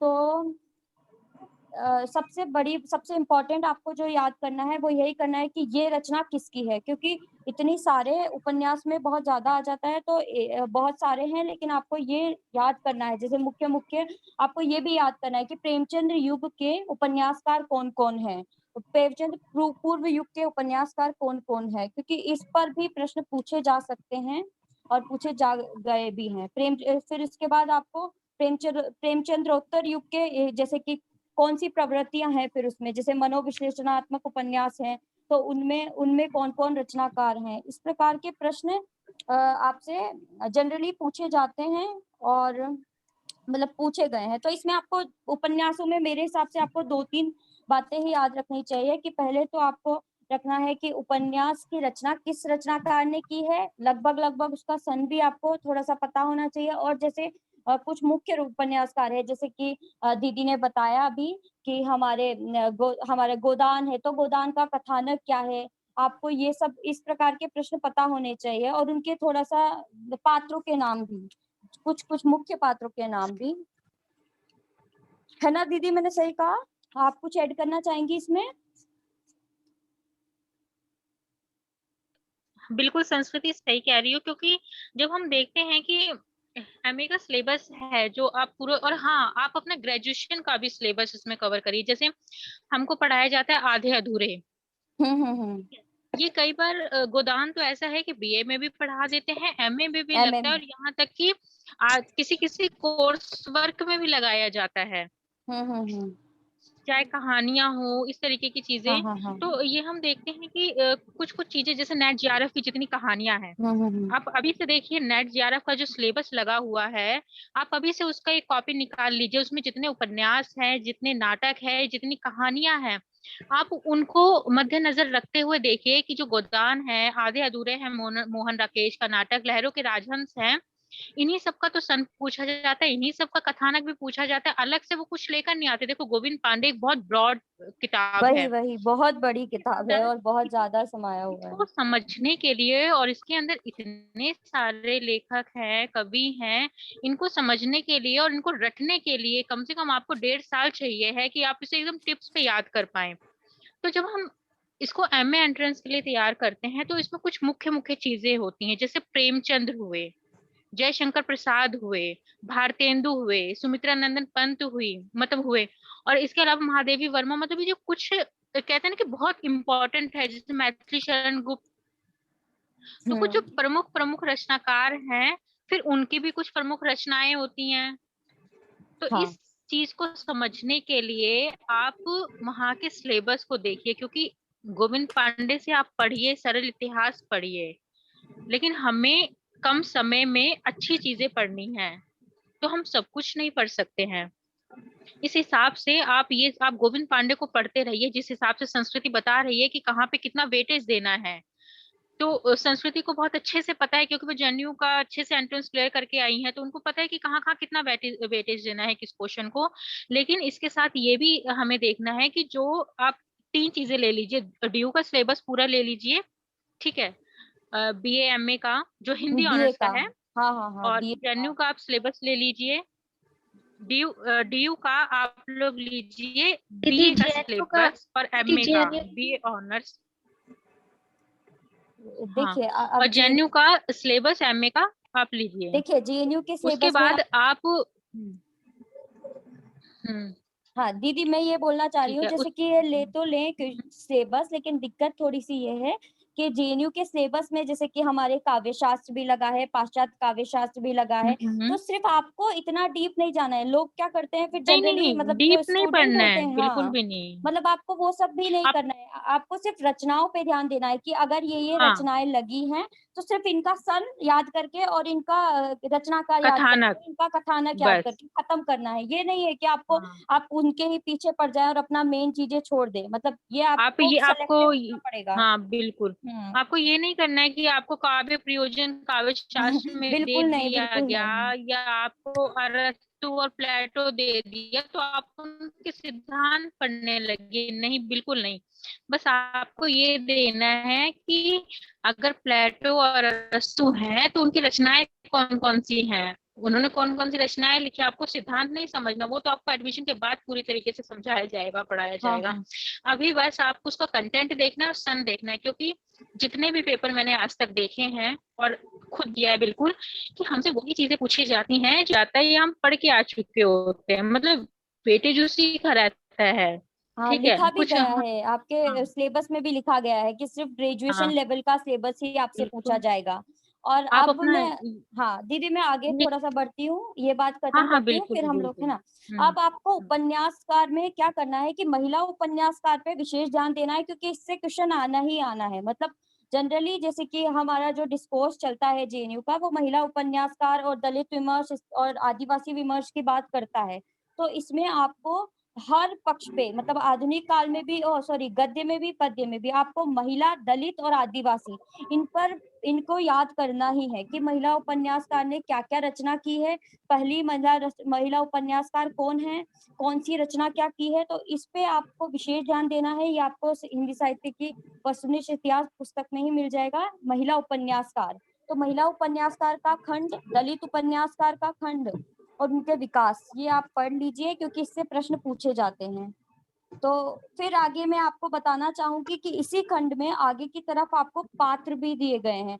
जैसे कि इसमें दिया गया है कि सेवा सदन का पात्र क्या क्या है, सेवा सदन के पात्र कौन कौन है, रंगभूमि के पात्र कौन कौन है, कंकाल के पात्र कौन कौन है, गबन के पात्र कौन कौन है, कर्मभूमि के पात्र कौन कौन है, सुनीता। तो इसमें बिल्कुल सेलेक्टिव होके सिर्फ आपको 20 से 30 रचनाओं के पात्र दिए गए हैं। मतलब ये 20 से 30 रचनाएं आपकी दी मोस्ट रचनाएं हैं जिनके पात्र पूछे गए हैं। जैसे कि आपका बंटी, तमस है, महाभोज है, इदम नमः है। तो इस प्रकार ये आपको मतलब मैं आपको बताना चाहूंगी, इस जो है इस विषय पर आप यहाँ पर आइए और आपको सिर्फ उपन्यास देखने हैं और उपन्यास के पात्र पढ़ने हैं और उनके सन पढ़ना है, ताकि आपको ये पता चल जाए कि ये दी मोस्ट उपन्यास है जिनके आपसे अपेक्षित हैं कि अगर प्रश्न पूछे जाएंगे तो इनके आपको मतलब पात्र पूछे जा सकते हैं। तो मैंने आपको जैसे बताया, स्त्री दलित दोनों उपन्यास, और उसके बाद ये उपन्यासों के पात्र, ये आपको एक बार पढ़ना है, ताकि पात्र अगर कहीं से पूछा जाए कि गोबर पात्र किस रचना का है तो आप बता सके कि गोदान से है। अब मृणाल पूछा जाए तो आप बता सके कि त्यागपत्र से है, क्योंकि इस प्रकार के प्रश्न आपसे अपेक्षित भी होते हैं जब आप बीए करके आते हैं, मतलब एक लेवल से आप ऊपर के मतलब मास्टर्स के लिए आप एंट्रेंस दे रहे हैं, तो इस प्रकार के प्रश्न आपसे अपेक्षित हैं। अब मैं बात करती हूँ हिंदी कहानी के विकास की। तो हिंदी कहानी के विकास में आपको सबसे पहले तो कि हिंदी कहानी में ये भी है कि पहली कहानी किसको माना गया है, तो इस बात पे आप डिस्कोर्स को जरूर पढ़ लीजिएगा, इसमें याद कर लीजिएगा किसने किसको पहली कहानी कहा है, किस आलोचक ने किस कहानी को पहली कहानी माना है, किसने नहीं माना है। तो इस पे आपको पढ़ लेना है। फिर उसके बाद वही नियमानुसार आपको कहानियों की रचना पढ़नी है, रचनाकार पढ़ना है और उसका सन पढ़ना है। ठीक, फिर आपको समकालीन कहानियों में भी हम आगे आएंगे। तो इसमें जरूर एक बात करना चाहूंगी विशेषकर कि आपको कहानी जो आंदोलन हुए हैं उनके विशेषकर कि आंदोलन के प्रवर्तक कौन कौन रहे हैं। जैसे कि नई कहानी है तो उसके प्रवर्तक कौन कौन रहे हैं, जैसे राजेंद्र प्रसाद, मोहन राकेश, कमलेश्वर। तो इस प्रकार के प्रश्न पूछे जाते हैं। कहानी किसने शुरुआत की, कहानी का प्रवर्तक कौन रहा, सचेत कहानी किसने, सहज कहानी, समांतर कहानी, सक्रिय कहानी, जनवादी कहानी। तो इनके सन और इनके प्रवर्तक ये मोस्ट इम्पोर्टेंट है, क्योंकि इनमें से प्रश्न पूछे जाते हैं। जब भी कोई भी परिवर्तन होता है या चीजें बदलती हैं तो उनका जो मील का पत्थर जिसने रखा होता है ना, उसको हमेशा याद किया जाता है, रचनाकार द्वारा भी मतलब प्रश्न पूछने वाले द्वारा भी। तो आप इन सबको जरूर पढ़ लें एक बार कि ये जो आंदोलन हुए हैं, कहानी आंदोलन, उनके प्रवर्तक कौन कौन रहे हैं और ये किस वर्ष में स्टार्ट हुए। फिर इसके बाद आती है हमारी महिला कहानीकार। तो महिला कहानीकार भी मैं उसी तरह से जोर देना चाहूंगी कि महिला कहानीकारों को भी पढ़िए, क्योंकि इन पे से भी प्रश्न पूछे जाएंगे कि महिला कहानीकार कौन कौन सी रचना किसने की है। जैसे कि मैं हार गई किसकी रचना है, यही सच है किसकी रचना है। इस प्रकार के सिंपल सवाल जो आपको बाद में लगेगा कि ये तो इतना सिंपल सवाल था, मुझे पता होना चाहिए था कि मन्नू भंडारी की कहानी है। इस प्रकार के जैसे ममता कालिया हुई, मृदुला गर्ग हुई, मृणाल पांडे हुई, इन सबको आपको एक बार क्या मतलब अच्छे से याद ही करना है आपको। मैं बताऊंगी। फिर उसके बाद हिंदी दलित कहानी का विकास। तो दलित पे भी आपको विशेष मतलब फोकस करना है, क्योंकि प्रश्न पूछे जाते हैं। ठीक है, क्योंकि गिने चुने हैं यहाँ पे मैं महिला कहानीकार और दलित कहानीकार इसलिए विशेष फोकस कर रही हूँ क्योंकि आगे बहुत सारा है और यह गिने चुने हैं। तो आपको इन पे ज्यादा ध्यान देना है, क्योंकि ये भी आपको वही नंबर दिला सकते हैं, क्योंकि अगर प्रश्न पूछे गए, इनसे पूछे जाते हैं प्रश्न। इसके बाद हम निबंध पे आते हैं। तो निबंध का विकास वैसे ही आपको पढ़ना है, भारतेंदु युग, द्विवेदी युग और इसके निबंध को पढ़ना है, जैसे कि इसमें दिया गया है। इसमें बहुत छोटा और ब्रीफ में दिया गया है। फिर मैं बात करना चाहूंगी शुक्ल युग की। तो शुक्ल युग में आपको कुछ चीजें जैसे कि चिंतामणि 1, चिंतामणि 2, चिंतामणि 3, चिंतामणि 4, ये शुक्ल जी के निबंधों का संग्रह है। तो इन संग्रह में किसने किसका संपादन किया, जैसे कि चिंतामणि 1 का संपादन, भाग 1 का संपादन किसने किया, किस वर्ष में किया और इसमें कौन कौन से निबंध संकलित हैं रामचंद्र शुक्ल जी के, ये प्रश्न पूछे जा सकते हैं। ये मतलब ये दी मोस्ट इम्पोर्टेंट प्रश्नों में से आएंगे। तो फिर इसी प्रकार आपको चिंतामणि 2 भाग 2 और उसके संपादक कौन, उसका संपादन किसने किया, वो किस वर्ष में संपादन हुआ और उसमें कौन कौन से निबंध संकलित हैं। इसी प्रकार से क्रमशः चिंतामणि भाग 3, चिंतामणि भाग 4, इस प्रकार से आपको ये मतलब ये इम्पोर्टेंट है और ये आपको याद करना है। फिर एक तरह से प्रश्न ये भी पूछे जाते हैं निबंध के विषय में और निबंध के विकास के विषय में कि कौन सा रचनाकार किस युग का निबंधकार है। जैसे कि रामचंद्र शुक्ल के निबंध के, जैसे शुक्ल युग के निबंधकार कौन से हैं, जैसे चतुर्सेन शास्त्री है कि नहीं है, पद्म पुन्नूलाल बख्शी है कि नहीं है। तो इस प्रकार से आपको मतलब इस प्रकार से थोड़ा सा आपको ध्यान देके पढ़ना पड़ेगा। वो आपको धीरे धीरे आ जाएगा। बाकी आप जैसे कि जब आप 2-4 बार पढ़ लेंगे ना तो आपको खुद को समझ में आ जाएगा कि किस प्रकार से बात कही गई है और किस प्रकार से हमें परसीव करनी है। अब बात आती है आलोचना की। तो हिंदी आलोचना का विकास भी वही हुआ है और हिंदी आलोचना का इसमें जो खंड दिया गया है अपनी हिंदी साहित्य की वस्तुनिष्ठ इतिहास पुस्तक में, वो बहुत छोटा दिया गया है। तो आपको इसको तो पूरा पढ़ लेना है। भारतेंदु युग, द्विवेदी युग, फिर उसके बाद आपको शुक्ल युग, उसके बाद शुक्लोत्तर युग। मतलब इसमें ज्यादा बहुत सारे पेज नहीं है तो आपको इनको अच्छे से कर लेना है। विशेषकर मैं आपको कहना चाहूंगी कि शुक्लोत्तर युग के बाद जो बात आती है मार्क्सवादी या प्रगतिवादी आलोचना, तो इसमें से आपको प्रश्न आते ही हैं। तो इसमें आपको मतलब इस वाला जो ये वाला जो पेज है इसको अच्छे से पढ़ लेना है, क्योंकि प्रश्न पूछे जाते हैं, पिछले बार पहले भी जा चुके हैं। तो आप इसको अच्छे से पढ़िए। जैसे कि मैनेजर पांडे हैं, तो ये यहाँ से हैं, तो मतलब हो सकता है कि जैसे कि होता है ना कि यहाँ के हैं, यहाँ उनका उनका पूछा जाए। नामवर सिंह है, नामवर सिंह का पूछा ही जाता है, हमारे समय भी पूछा गया था, उसके बाद वाले में पूछा गया था।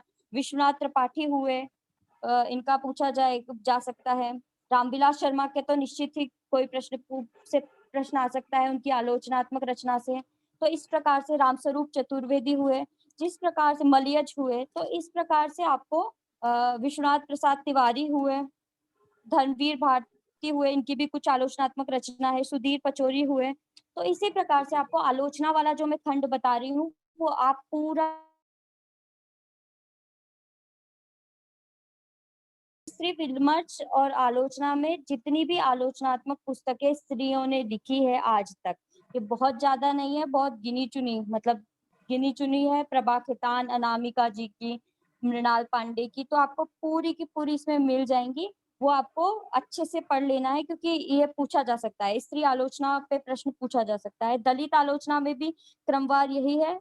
और हमारे जेएनयू के भी कुछ प्रोफेसर्स का है, जैसे कि, तो आप उनका भी मतलब वही है ना कि प्रश्न पूछे जा सकते हैं, जो जेएनयू वाले होते हैं उनका होता है। जैसे आपसे पूछा जा सकता, जैसे हमारे समय क्या हुआ था कि नामवर सिंह जी की कुछ जन्मदिन को 100 वर्ष हो रहे थे या कुछ था, तो उस समय उन पे प्रश्न पूछा ही गया था। तो इस प्रकार से ये भी ध्यान रखने योग्य बात है कि किस रचनाकार की जन्म शताब्दी आ रही है, किस रचनाकार का 50 वर्ष हो रहे हैं, किस मतलब 50 वर्ष इन द सेंस उनकी पुण्यतिथि को 50 वर्ष हो रहे हैं या 25 वर्ष हो रहे हैं, इस प्रकार के फिर उस रचनाकार को उठा के उस रचनाकार की रचना पूछ ली जाती है। क्योंकि यहाँ पे जैसे कि प्रोग्राम होते हैं, उस प्रकार से दिमाग में इन लोगों को होता है कि अब ये हो रहा है, ये हो रहा है, तो उनका ही प्रश्न बना दिया जाता है। तो आप लोगों को ये जनरल बात है कि अगर आपके आसपास ऐसी बात चल रही है, आप डिस्कोर्स में कि इसकी ये 100वीं जन्म तिथि आ रही है, 100वीं पुण्यतिथि आ रही है, तो उस प्रकार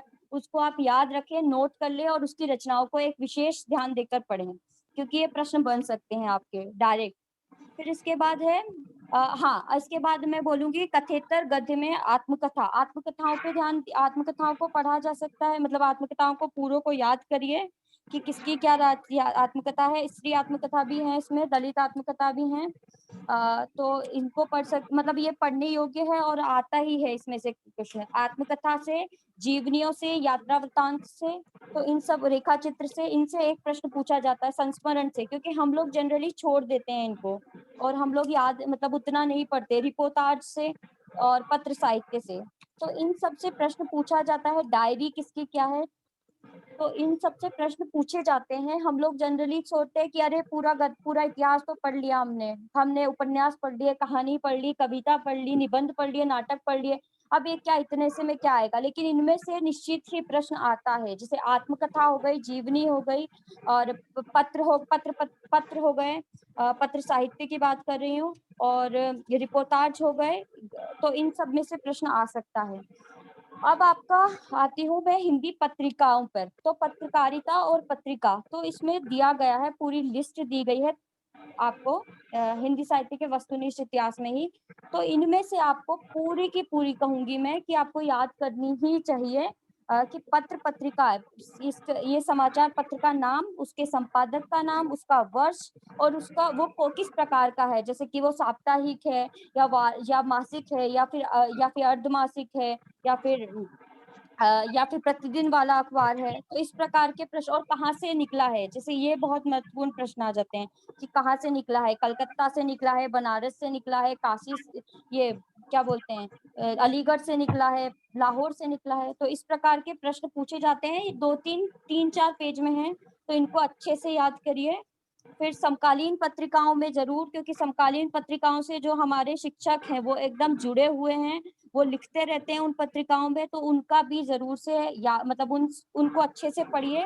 जैसे कि आलोचना पत्रिका, वर्तमान में संपादक कौन है, अगर ये गलत हो तो आप खुद से गूगल करके सर्च कर लीजिए। ये भी सबसे बड़ी बात बता रही हूँ, क्योंकि हो सकता है कि ये जो आपकी पुस्तक है वो थोड़ा सा पुराना प्रिंट हो। एक बार खुद से करिए कि आलोचना का संपादक कौन है, तद्भव के संपादक कौन है, ताकि आपके भी दिमाग में चीजें बनी रहें और आप भी जुड़े रहें उनसे। अब बात करती है, यही सेम बात है कि दलित पत्रिकाओं पे। और फिर अब बात आती है पुरस्कार और सम्मान पे। तो पुरस्कार और सम्मान पे क्वेश्चन आता ही आता है। तो आपको साहित्य अकादमी पुरस्कार हुआ और व्यास सम्मान हुए, और सारे के सारे जितने भी पुरस्कार हैं, सरस्वती सम्मान, देव सम्मान, ये सब पुरस्कार मतलब आपको याद करने ही है कि किसने किसको दिया है। और इसमें सबसे इम्पोर्टेंट बात कि जो लगभग जैसे अभी से आज मतलब 2021, 2020, 2019 मतलब आपसे लेके पिछले 2-3 साल के अभी नया किसी को पुरस्कार मिला है तो उस पे भी आपको ध्यान देना चाहिए। जैसे कि इस बार अनामिका जी अनामिका जी को को मिला है, बिल्कुल। तो वो किस रचना पे मिला है, वो कौन सी तो विधा की फीमेल रचना डिगन है। हाँ, वही तो, इस प्रकार के प्रश्न पूछे जा सकते हैं। जैसे कि किस प्रकार की रचना है, मतलब किस विधा की रचना है, कौन से सन में रचना रची गई है अनामिका जी द्वारा, किसको मिला है, इस प्रकार के प्रश्न पूछे जा सकते हैं और पूछे जाते हैं। तो आपको ये जरूर याद रखना है। इसके बाद आता है, इसी में खंड है कि महत्वपूर्ण सभाएं और संस्थाएं। तो इसमें भी जैसे नगरीय प्रचारिणी सभा हमेशा ही मतलब बहुत बड़ा योगदान रहा है हिंदी भाषा के विकास में इसका। तो इस पे जरूर, इसके संस्थापक कौन रहे हैं, अध्यक्ष कौन रहे हैं, कहाँ से आई है, कहाँ से मतलब स्टार्ट हुई, कहाँ पे इसका कार्यालय है, कब स्टार्ट हुई, इस प्रकार की मतलब इस प्रकार के प्रश्न पूछे जा सकते हैं। तो ये आपको हमें याद करना है। तो मेरे हिसाब से तो मतलब ये हो गया है हम लोगों का पूरा का पूरा। पत्रिकाएं खत्म हो गई, संस्थाएं हो गई। तो आपको ये जिन जिन पे ध्यान देना है मैंने आपको बता दिया है। अब उसके बाद शायद लक्ष्मी दीदी आप कुछ ऐड करना चाहेंगी तो आप कर सकती है, फिर हम इनके प्रश्न ले लेते हैं कुछ।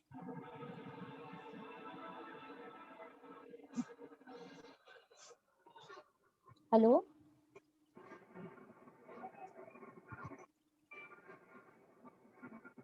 चलिए, अगर आपके कोई डाउट है तो आप अब मुझसे डायरेक्ट 1 to 1 पूछ सकते हैं। जी मैम। हम्म, मैम जैसे मुझे पूछना है कि मुझे 1 वर्ष बाद एंट्रेंस देना है, तो मुझे हाँ कुछ अलग से करने की जरूरत है आप? हाँ बिल्कुल, अगर आपको 1 वर्ष बाद देना है तो मैं आपसे कहूंगी कि आप पहले तो अपनी अंडरस्टैंडिंग बनाइए चीजों के लिए, ताकि आपको यहाँ आने पे के बाद भी कोई दिक्कत ना हो। ठीक, तो आप हिंदी साहित्य, जैसे मैंने बताया कि हिंदी साहित्य का सरल इतिहास पहले अच्छे से पढ़िए। फिर उसके बाद आप डायरेक्ट इस पे मत आइए, हिंदी साहित्य का वस्तुनिष्ठ इतिहास पे। फिर अगर आप पढ़ सकते हैं तो रामस्वरूप चतुर्वेदी की पुस्तक आती है, हिंदी साहित्य और संवेदनाओं का विकास। तो आप उसको खरीदिए और उसमें से आप उसको पढ़िए। थोड़ा सा 2-3 बार चीजों को पढ़ेंगे तो आपको समझ में आएगा। फिर आप इस पुस्तक पे जा सकते हैं और इसको आप 1 साल में आराम से पढ़ सकते हैं, पूरा याद मतलब अच्छे से याद कर सकते हैं। पेपर में 100 में से 100 मार्क्स ला सकते हैं। तो मैम शुक्ल को आप कब पढ़ें? हाँ, शुक्ल को आप साथ में पढ़िए। शुक्ल को ऐसे लेके मत बैठिए कि मैं पहले शुक्ल को खत्म करूंगा या करूंगी तब ये आगे बढ़ूंगी, ऐसा नहीं है। शुक्ल को साथ साथ पढ़िए। जैसे कि आप किसी पुस्तक में से कोई खंड पढ़ रहे हैं तो उस टाइम आप शुक्ल को भी पढ़ सकते हैं कि शुक्ल में क्या चल रहा है। शुक्ल को एकदम लेके बैठेंगे तो आपको 2 पेज के बाद समझ में नहीं आएगा कि क्या कहना चाह रहे हैं, क्योंकि अभी वो उतनी अंडरस्टैंडिंग नहीं होगी मेरे हिसाब से। तो इसलिए आप शुक्ल को साथ में पढ़ सकते हैं, पर शुक्ल जी को मैम। अकेले लेके बैठने का, क्योंकि शुक्ल से डायरेक्ट एकदम भी क्वेश्चन नहीं पूछते, क्योंकि टीचर्स भी जानते हैं ना किस प्रकार के प्रश्न पूछे जाते हैं। एमसीक्यूज है, शुक्ल ने बड़े बड़े स्टेटमेंट दिए हैं। तो इस प्रकार से अभी वाला जो कोई दे रहा हो आप मुझसे पूछ सकते हैं प्रश्न जो अभी दे रहे हैं। जी मैम।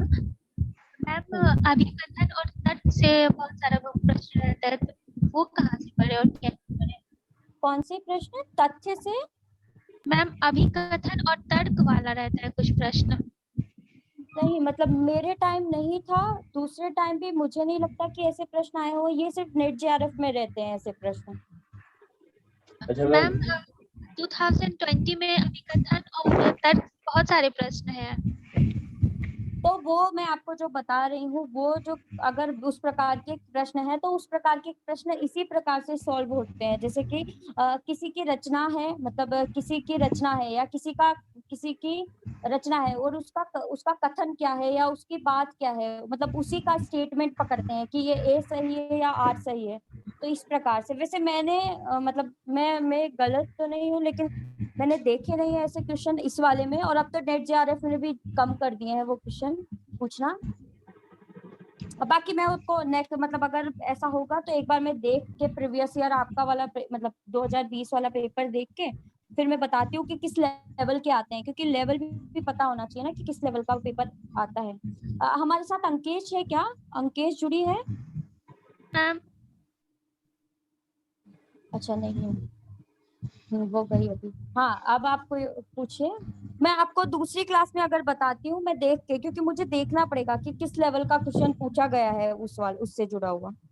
अच्छा मैम, जो आपने सरस्वती और गोविंद मैम पांडे की, जैसे हाँ हाँ, एक एक करके पूछिए। अच्छा मैम, जैसे आपने सरस्वती और गोविंद पांडे में जितने भी टॉपिक्स बताए हैं उनसे हाँ मतलब गोविंद पांडे की किताब तो काफी बड़ी है, उसमें सन वगैरह भी काफी ज्यादा में है, तो उतना तो याद करने में काफी टाइम भी लग जाएगा, उतना टाइम भी है नहीं। देखिए, हाँ तो मैं आपको बता रही हूँ ना कि ये आप हिंदी साहित्य का सरल इतिहास पुस्तक पढ़िए और उसमें जिन जिन रचनाकार का मेंशन किया है उसको आप देखिए कि भाई किस किस का, मतलब जैसे छायावाद में किया है तो छायावाद में आप से कितना भी करके छायावाद के 4 कवियों से ज्यादा आप किसी की भी रचना पे नहीं जाएंगे, हमारे प्रश्न भी नहीं जाएंगे। तो इस प्रकार से आप पहले अंडरस्टैंडिंग उस किताब से बनाइए, क्योंकि आपको तभी समझ में आएगा कि हमें कहाँ जाना है, कितना पढ़ना है। ऐसा नहीं है कि सब कुछ पूछ लेंगे या सब कुछ पूछ लेंगे इसी पेपर में, ऐसा नहीं होता, क्योंकि एक लेवल होता है पेपर का। तो मैं आपसे यही कहना चाहूंगी कि हिंदी साहित्य का सरल इतिहास का जो उसमें वो बहुत अच्छी पुस्तक है, भले छोटी है, आपको लगे कि छोटी है, लेकिन वो एक बहुत ही अच्छी पुस्तक है। तो उसमें से आप देखिए कि किस किस रचनाकार को किस खंड में देखा गया है, उनको तो इम्पोर्टेंटली पढ़िए ही। मैं ये बोल रही हूँ कि ऐसा नहीं है कि औरों को छोड़ना है, आपको इसको पढ़ना ही है।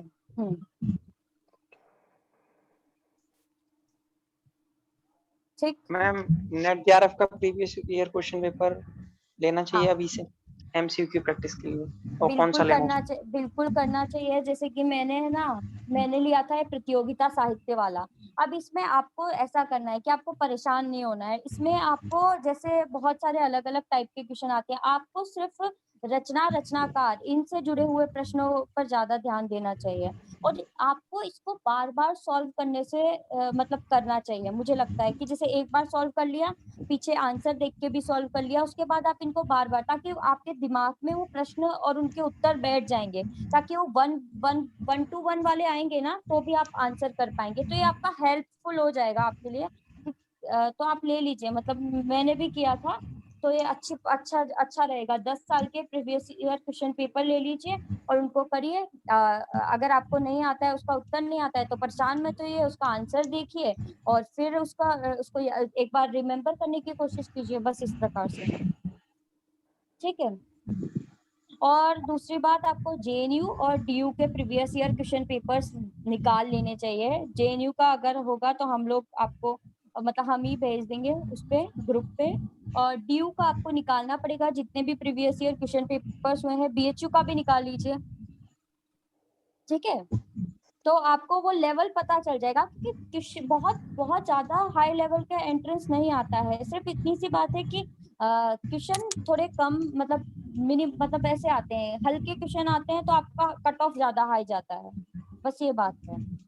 ठीक है, तो इतना कठिन एकदम वैसा नेट जेआरएफ जैसा पेपर नहीं आता है, तो आप आसानी से कर सकते हैं अगर आप ईमानदारी से मतलब पढ़ाई करेंगे और रिवाइज भी करेंगे। साथ साथ रिवाइज सबसे इम्पोर्टेंट है, क्योंकि आपको याद रहना जरूरी है किसकी क्या रचना है, किसका क्या सन है, किसका क्या तथ्य है। ठीक है। दीदी हेलो।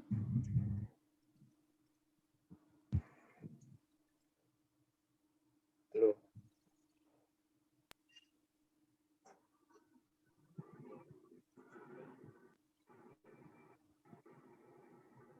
हेलो, किसी का प्रश्न है और कुछ?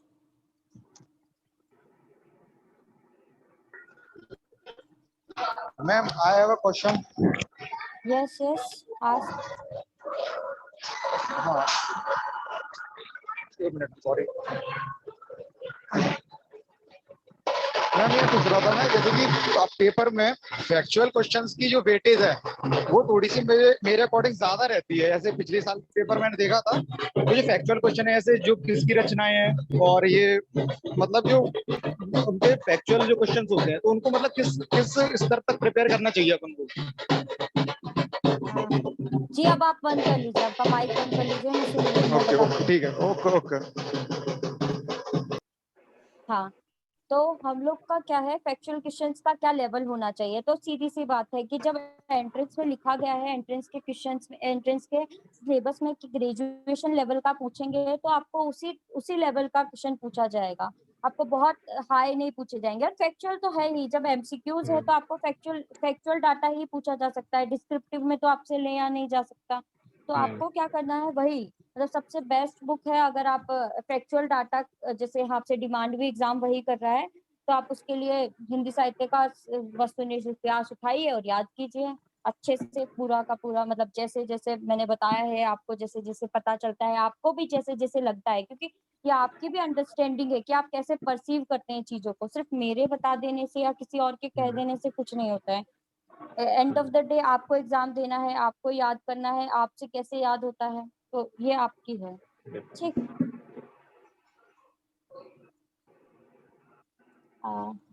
मैम जी मैम, आपकी स्ट्रेटजी बताएंगे, आपने कैसे तैयारी की थी और कैसे आपने प्रिपेयर किया था इसके बारे में पूरा?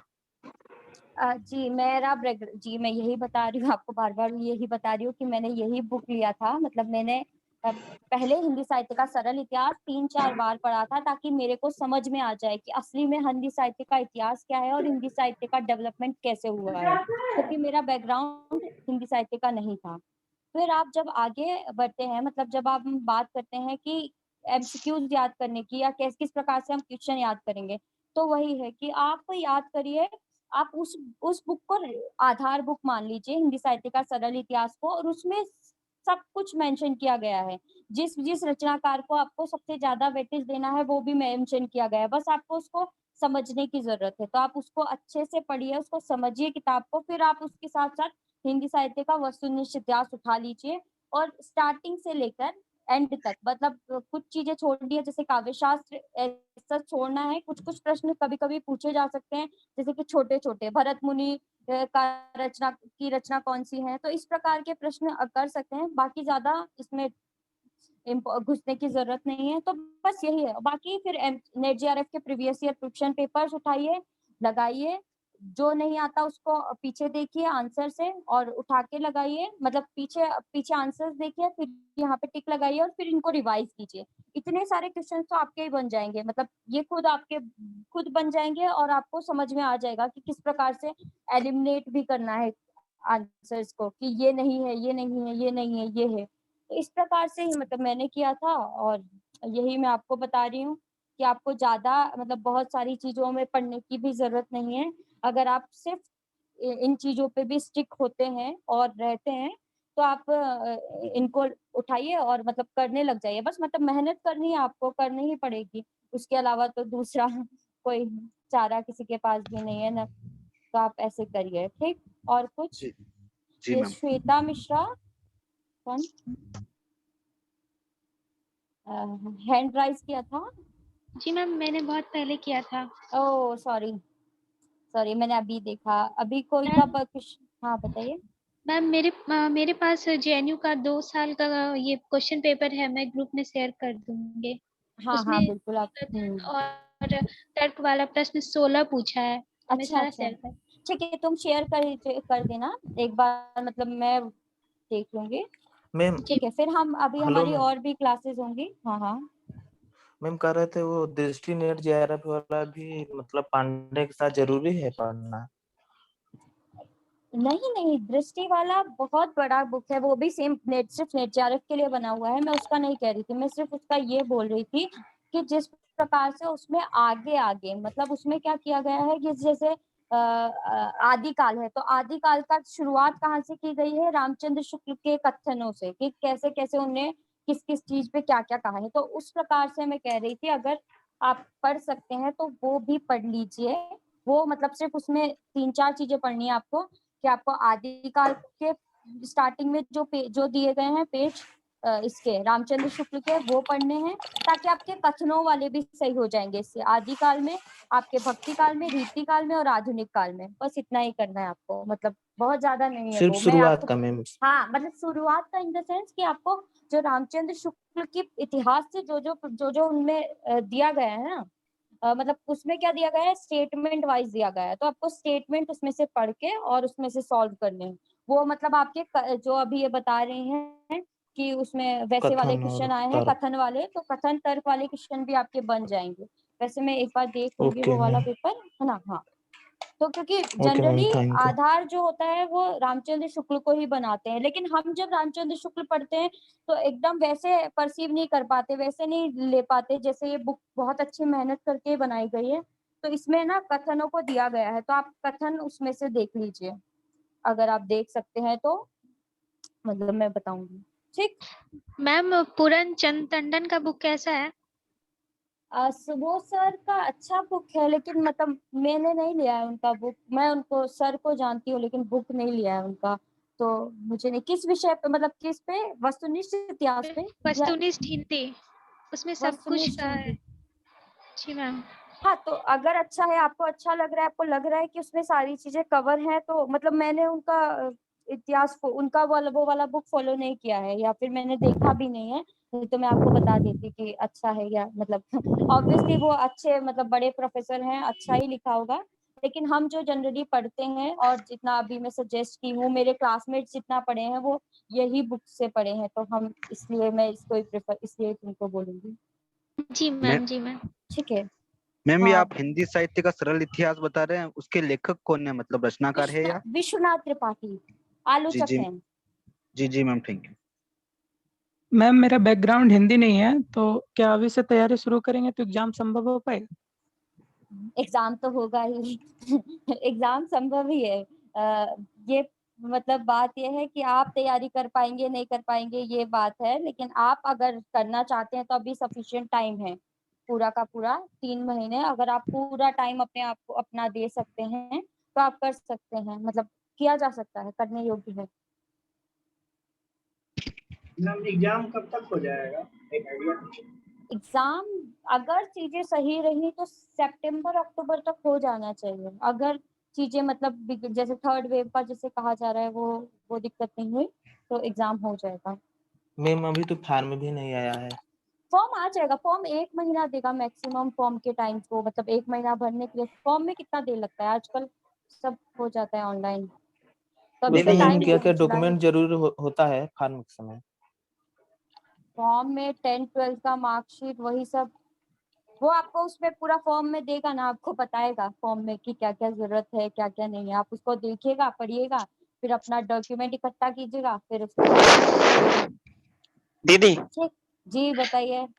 जी, मैं पूछना चाह रहा हूँ कि कितने लोग एंट्रेंस देते हैं हिंदी का? ये डाटा तो अभी जेएनयू ने हमको भी नहीं दिया है, मतलब जेएनयू ने अभी तक शो ही नहीं किया ये डाटा, तो ये नहीं पता है किसी को भी। सेलेक्ट कितने होते हैं ये पता है, जितनी सीट है उतने सेलेक्ट होते हैं। हाँ और मैम। जनरल कैटेगरी में कितनी सीट्स होती हैं लड़कों के लिए? जनरल लड़कों के लिए अलग से सीट नहीं होती है, जनरल कैटेगरी में 15 सीट्स होती हैं लगभग। पिछली बार मतलब हाँ 15, क्योंकि 39 होती है ना टोटल सीट। हाँ 15 पर लगभग। मैम मेरा हाँ विषय से हटकर एक प्रश्न है। हाँ हाँ। मैम अगर मैं जेएनयू से मास्टर्स करती हूँ तो क्या यूपीएससी का प्रिपरेशन साथ में हो सकता है? हाँ हाँ, ये आप पे डिपेंड करता है, क्लासेस मैम बहुत ज्यादा इतना लेंथी समय, नहीं होती है। मैम हाँ समय मिल पाता है? मेरा प्रश्न ये है। हाँ, मतलब निकाला जा सकता है समय, मैं बस इतना कहूंगी। मैं एकेडमिक्स में मतलब हाँ मतलब निकाला जा सकता है, लोग करते हैं। दीदी आप भी प्रिपरेशन कर रही हैं यूपीएससी की? नहीं नहीं, अभी तो पीएचडी की। चलिए, आपके सबके प्रश्न हो गए? बहुत बहुत कोई धन्यवाद बच्चा दीदी, आपने अपना इतना कीमती समय निकाला हम लोगों के लिए। अरे बस आप लोग आ थैंक यू जाइए दीदी। जेएनयू, मैं खुश हो जाऊंगी, इसमें मेरी मेहनत कामयाब हो जाएगी। दीदी हम भी पूरी कोशिश करेंगे आपके साथ थैंक जेएनयू यू में मैम। मिलते हैं। बिल्कुल बिल्कुल, चलिए अब हम करें इसको प्रोग्राम, मतलब आज की क्लास को खत्म, फिर आज जी ma'am, thank you. Thank you दीदी। Okay, thank you very much. आप सबको भी अच्छा लगा। अपनी शक्ल तो दिखा दीजिए सबके सब, ताकि मैं जेएनयू आ जाऊँ तो पहचान जाऊँ सबको। गुड गुड गुड, चलिए। संस्कृति जी, मैं गौरव बोल रहा हूँ। हाँ गौरव जी। हाँ, मुझे बस एक चीज बोलनी थी। हाँ ये तो लाइक इंट्रोडक्टरी क्लास हो गया, स्टूडेंट से भी बोलना था एक्चुअली। हाँ हाँ और बोलिए। आगे फ्यूचर में अगर आपको क्लास चाहिए होगी, किसी टॉपिक से रिलेटेड आपको कोई टॉपिक पढ़ने में हेल्प चाहिए, तो आपसे 3 लोग जैसे अभी जुड़े थे, संस्कृति जी हैं, लक्ष्मी जी हैं और अंकेश जी हैं। हाँ तो ग्रुप में सब लोग हैं ही, आप लोग डिस्कस कर सकते हैं किसी टॉपिक से रिलेटेड आपको स्पेशल क्लास चाहिए। क्योंकि जैसे हम लोग अभी कई सारे क्लासेस चला रहे हैं एक साथ, तो जिसकी ज़रूरत हो रही है, जैसे-जैसे हो रही है, डिमांड आ रही है, हम लोग क्लासेस चला रहे हैं। तो अगर आपको भी अगर ज़रूरत हुई फ्यूचर में क्लासेस की, आप चाहते हैं कि आपके किसी टॉपिक से रिलेटेड क्लास हो, तो आप लोग डिस्कस करके टाइम डिसाइड कर लिया कीजिएगा, डेट डिसाइड कर लिया कीजिएगा, फिर इन्फॉर्म कर दीजिएगा मुझे या विकास को, फिर हम लोग क्लास शेड्यूल कर देंगे उस तरह से। जी ठीक है जी। गौरव जी, ऐसा किया बस जा यही सकता बोलना है। था। हाँ हाँ ठीक है गौरव जी, ठीक, ऐसा किया जा सकता है। जैसे कुछ विषय पे जिन पे आपको समस्या आ रही है, जैसे कि आपको कॉन्सेप्ट समझ में नहीं आ रहा है, जैसे कि प्रगतिवाद क्या है, प्रयोगवाद क्या है, जैसे कि इन सब पे जनरली काव्य हम शास्त्र। कंफ्यूज भी हो जाते हैं। छायावाद क्या है, काव्य शास्त्र के प्रश्न बहुत ज्यादा नहीं पूछे जाते हैं, तो काव्य शास्त्र पे इतना ज्यादा फोकस करने की जरूरत नहीं है। बाकी दीदी काव्य पिछले शास्त्र में वर्ष 8 रचनाएं, क्वेश्चन पूछे गए हैं। हाँ हाँ हाँ, तो रचनाएं पूछी जाती है, मतलब उसमें समझाने योग्य ज्यादा कुछ नहीं है। मतलब उसमें ऐसा है कि आप जो ये सरस्वती पांडे वाली जो पुस्तक है ना, उसमें जैसे कि ये किसकी रचना है और ये किस कालखंड में है, कालखंड जरूर पूछा जाता है इसमें। तो इस प्रकार इस वाला पढ़ सकते हैं, क्योंकि उसमें समझाने का ऐसा कुछ है नहीं। मतलब मुझे तो लगता है, बाकी आप कर सकते हैं अगर आप लोग को जरूरत फील होती है, मतलब जिन पे, तो आप ग्रुप पे डाल दीजिएगा। हम में से जो भी मतलब उस विषय को ज्यादा अच्छे से समझा पाएगा, वो आप तक मतलब क्लास लेने की कोशिश कर लेगा और कर ही लेंगे। ठीक ठीक है, ठीक है दीदी, ओके ओके। प्रणाम। ठीक है गौरव जी, अब खत्म करें क्लास आज की। जी, जी, बिल्कुल। आप सभी का बहुत-बहुत धन्यवाद अपना टाइम देने के लिए। आई होप कि ये काफ़ी अच्छी क्लास रहेगी, आपको काफ़ी इन्फॉर्मेशंस मिले होंगे। बहुत-बहुत धन्यवाद सभी का। थैंक यू एवरीवन, आप सभी अब मीटिंग छोड़ सकते हैं।